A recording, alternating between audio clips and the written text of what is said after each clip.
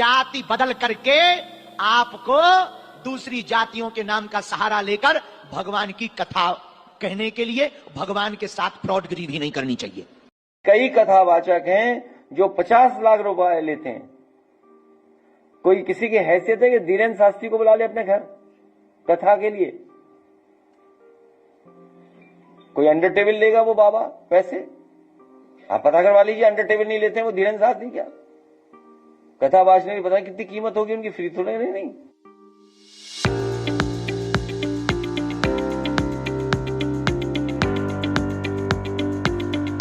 क्या होता है जब राजनीति और धर्म के बीच रेखा धुंधली हो जाए?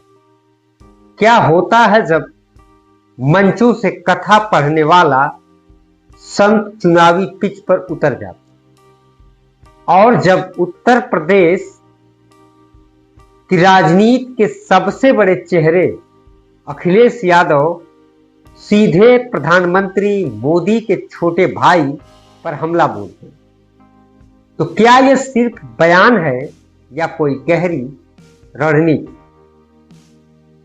एक तरफ बाबा बागेश्वर जिन्होंने दावा किया कि जातिवादी राजनीति देश को तोड़ देगी, दूसरी तरफ अखिलेश यादव जिन्होंने पलटवार करते हुए पूछा कि क्या कोई गरीब बाबा धीरेन्द्र शास्त्री से कथा करा सकता है, और इसके बाद जो बवाल मचा वो सिर्फ टीवी चैनलों की बहस नहीं थी, बल्कि भक्ति, ब्रांड, ब्राह्मणवाद और बहुजन बनाम व्यवस्था की लड़ाई बन गई।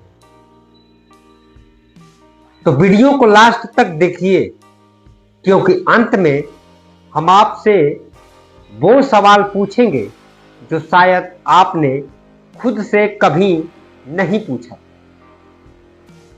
धीरेन्द्र शास्त्री बागेश्वर धाम के पीठाधीश्वर, सनातन के स्वयंभू ब्रांड एम्बेसडर और अब बीजेपी के सांस्कृतिक सहयोगी,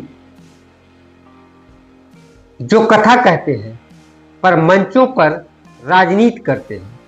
फीस लाखों में है, अस्पताल 200 करोड़ का पीएम मोदी खुद आधारशिला रखने पहुंचे थे, और यहीं से शुरू होता है सवालों का सिलसिला।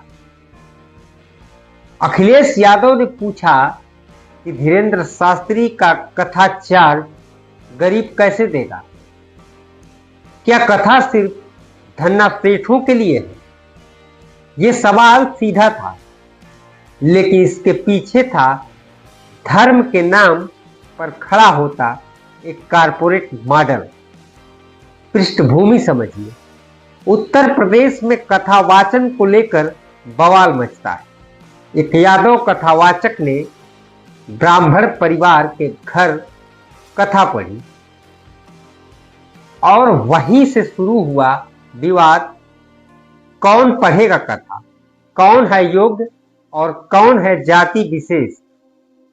धीरेन्द्र शास्त्री ने बयान दिया, जातियों की राजनीति देश को तोड़ देगी।